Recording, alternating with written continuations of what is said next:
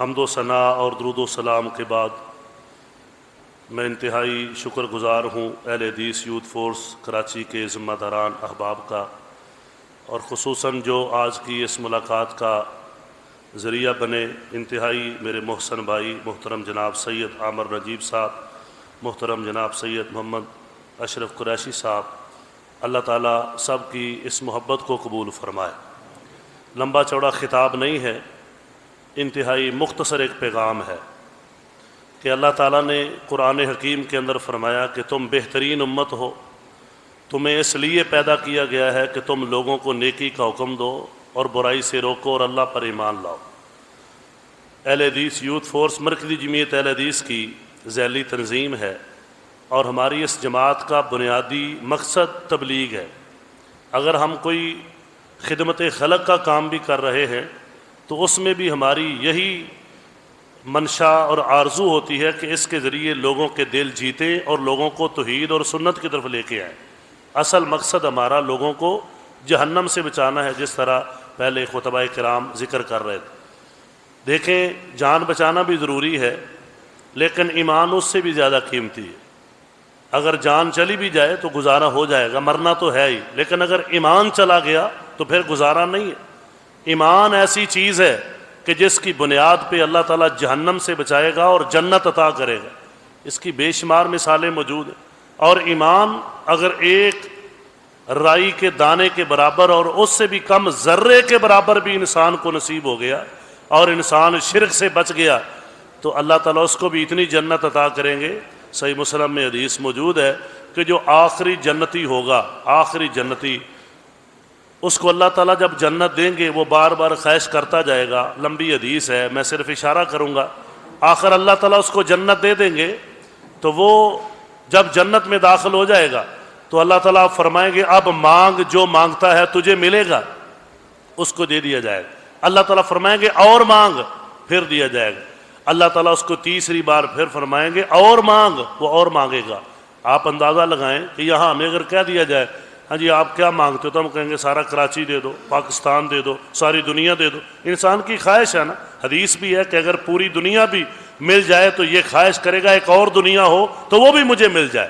یہ تو دنیا کی بات ہے، اور وہ جنت ہے اور دینے والا رب العالمین ہے، جس کے ہاتھ میں سارا اختیار ہے، اور وہ قادر قدیر ہے۔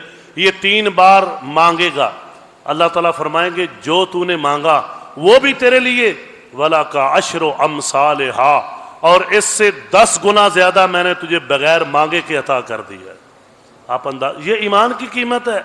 ویسے حدیث پاک ہے کہ پوری دنیا کی دولت ہو اور جنت کے اندر ایک لاٹھی رکھنے جتنی جگہ ہو تو پوری دنیا کی دولت اس کا مقابلہ نہیں کر سکتی۔ ایک لاٹھی رکھنے جتنی جگہ، جس پہ پاؤں بھی نہیں آتا، پورا پاؤں بھی نہیں آ سکتا، اتنی جگہ جنت کی پوری کائنات سے قیمتی ہے۔ لیکن اگر ایک ذرہ ایمان ہے تو ایمان کی قیمت دیکھیں، اللہ کتنی بڑی جنت عطا کر رہا ہے، کتنی بڑی نعمتیں عطا کر رہا ہے۔ تو میرے بھائیو، ہماری کوشش ساری یہی ہونی چاہیے۔ ہماری نمازیں اسی لیے ہیں، ہمارے روزے اسی لیے ہیں، ہمارا یہ خدمت خلق اسی لیے ہے، ہمارا یہ خرچ کرنا اسی لیے ہے۔ ہم اسی لیے خرچ کرتے ہیں نا۔ ہم نے وہ حدیث سنی ہوئی ہے کہ نبی کریم علیہ السلام نے فرمایا، صحیح بخاری میں بڑی معروف حدیث ہے کہ ایک عورت جا رہی تھی جو کہ کردار کی بھی کوئی اچھی نہیں تھی، جس طرح حدیث میں آیا، لیکن اس نے دیکھا کہ کتے کا بچہ جو ہے وہ کیچڑ کے اندر منہ مار رہا ہے اور پانی تلاش کر رہا ہے، لیکن پانی نہیں ہے۔ اس عورت نے کنویں کے اندر اتر کے اپنا موزہ اتارا اور اس کو دوپٹے سے باندھا اور باہر لا کے پانی اس کے منہ میں ڈال دیا۔ اللہ تعالیٰ نے اس رحم کرنے کی وجہ سے اس عورت کو معاف کر دیا۔ تو اب ایک جانور پر رحم کیا، اللہ نے اس پر رحم کر دیا۔ تو ہمارے سامنے یہ حدیث ہے کہ وہ بخشی گئی تو ہم بھی بخشے جائیں۔ تو یہ جنت کے راستے ہیں کہ لوگوں پر رحم کرو۔ ارحموا من فی الارض یرحمکم من فی السماء، اے کائنات کے لوگوں تم دنیا والوں پر رحم کرو، عرشوں کا رب تم پہ رحم کرے گا۔ ہمیں آج ایک اور بھی میں پیغام آپ کو دینا چاہتا ہوں کہ پہلے ہم دوسرے لوگوں کو دعوت دیتے تھے، اب بھی دیتے ہیں کہ لوگوں آؤ اہل حدیث ہو جاؤ۔ ہمارا منہج، ہماری دعوت، ہمارا الحمدللہ طریقہ کار کتاب و سنت کے مطابق ہے، اور اس میں کوئی شک نہیں ہے۔ لیکن آج جو فتنے آ چکے ہیں اس میں ہمیں اپنے لوگوں کو بھی کہنا پڑتا ہے صحیح اہل حدیث ہو جاؤ۔ کتنے اہل حدیث لوگ ہیں جو نماز نہیں پڑھتے؟ مجھے بتائیں ان کے اہل حدیث ہونے کا کیا فائدہ ہے؟ کتنے ایسے ہیں جن کا لباس غیر شرعی ہے؟ کتنے ایسے ہیں جن کی حجامت غیر شرعی ہے، کتنے ایسے ہیں کہ جو جناب دین سے بیزار ہو رہے ہیں اور ان کو پتہ ہی نہیں ہے کہ قرآن پاک کی تلاوت کرنی ہے نہیں کرنی ہے، ان کا کاروبار ہے تو سودی ہے، ان کے معاملات ہیں تو رشوت کے ہیں، ان کے معاملات ہیں تو حرام کے ہیں۔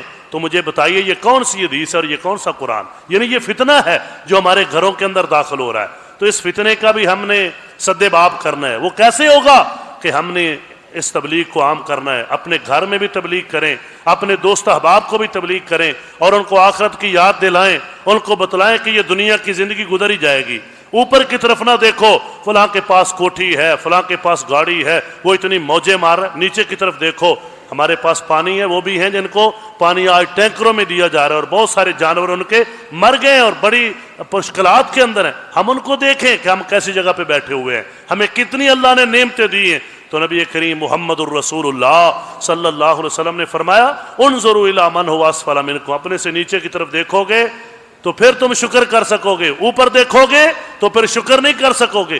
تو یہ میں اپنے تھوڑے سے ٹائم کے اندر جو آپ کو بات سمجھانا چاہ رہا ہوں، شکر گزار بنیے، پورے تابع دار بنیے۔ ایسا اہل حدیث ہونا چاہیے جس طرح حدیث ہے اللہ کے پاک پیغمبر محمد الرسول اللہ صلی اللہ علیہ وسلم، صحابہ کرام کی محفل لگی ہوئی ہے، آپ نے اپنے ایک صحابی کا ذکر کیا جن کا نام حضرت خریم بن فاتق ہے رضی اللہ تعالیٰ عنہ۔ آپ فرماتے ہیں نعم العبد خریم، خریم بڑا اچھا آدمی ہے لیکن دو کام کر لے۔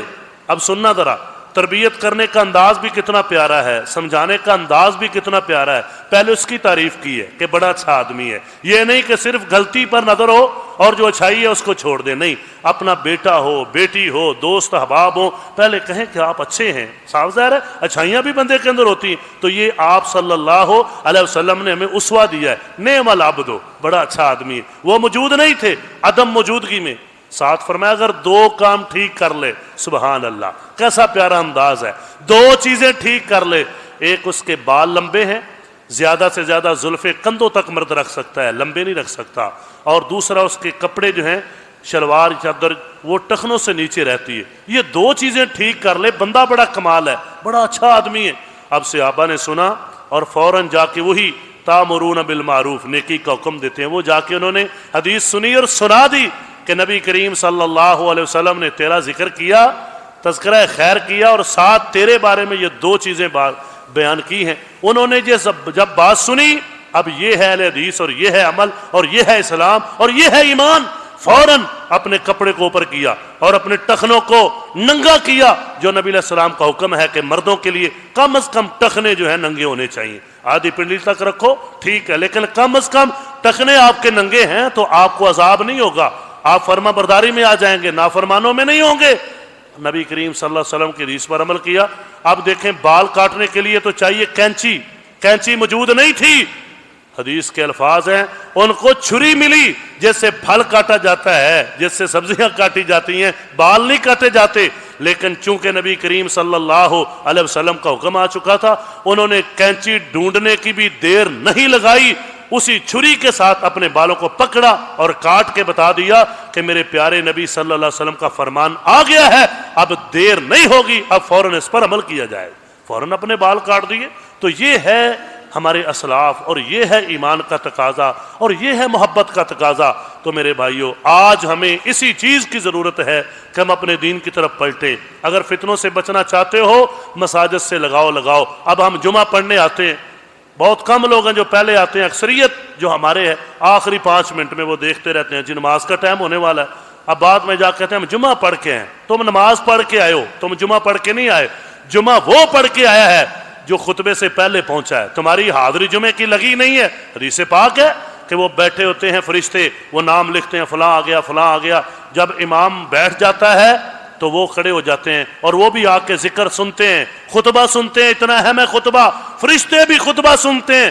تو اب بعد میں جتنے آئے وہ جمعے کے اندر ان کا نام نہیں لکھا گیا، ٹھیک ہے انہوں نے تھوڑا سا سن لیا اور باقی نماز پڑھ لی، لیکن جو جمعے کا بڑا ثواب ضائع کر دیا، کسی نے 10 منٹ کسی نے 15 منٹ لیٹ کر کے، یہ کتنا بڑا خسارہ ہے۔ تو اس لیے میرے بھائیو، یہ ہمارا دین کے ساتھ لگاؤ ہے کہ جمعہ ہفتے کے بعد آتا ہے، اس میں ہم 10-15 منٹ جو ہیں وہ پہلے نہیں جاتے، اور شادیوں میں 3-3 4-4 گھنٹے ہمیں بیٹھنا پڑے تو ہم بیٹھ جاتے ہیں. باقی محفلوں کے سیاسی جلسے ہوتے ہیں 6 بجے کا ٹائم دے کے رات 11 بجے خطاب ہوتا ہے ہم کھڑے رہتے ہیں جی ہم نے بڑا مارکا مارا ہے. تو میرے بھائیوں یہ دین کے کاموں میں بھی ہمیں بہت زیادہ جذبہ دکھانے کی ضرورت ہے.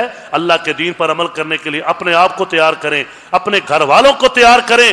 یہ ہے ایمان کا راستہ, یہ ہے سلامتی کا راستہ کہ ہم اطاعت میں آ جائیں, ہم فرما برداری میں آ جائیں. اور جس طرح حافظ سلمان صاحب کہہ رہے تھے میرے بھائی اسٹیٹ سیکرٹری صاحب کہ وہاں جو یوتھ فورس کام کر رہی ہے, آخر میں اس کا تھوڑا سا ذکر کروں. ابھی میرے پاس الحمدللہ چونکہ جنوبی پنجاب کی صدارت میرے پاس ہے اور میرے جنرل سیکرٹری طلحہ ثناء اللہ مجاہد صاحب اور ان کے ساتھ وقاص صاحب, عثمان غنی صاحب اور حافظ عقیل صاحب, یہ 5-6-7 آدمی, زیادہ لوگ جا نہیں سکتے وہاں, گاڑیوں کا اتنا انتظام نہیں ہے, وہ صحرا ہے. بہت لوگوں کی خواہش ہے کہ ہم بھی جائیں لیکن اتنا انتظامات مشکل ہیں, راستہ بھول جائیں تو 3 دن بعض دفعہ واپس نہیں بندہ پہنچ سکتا. یعنی وہ مشکل جگہ ہیں, اس لیے تو پانی پہنچانا مشکل ہے.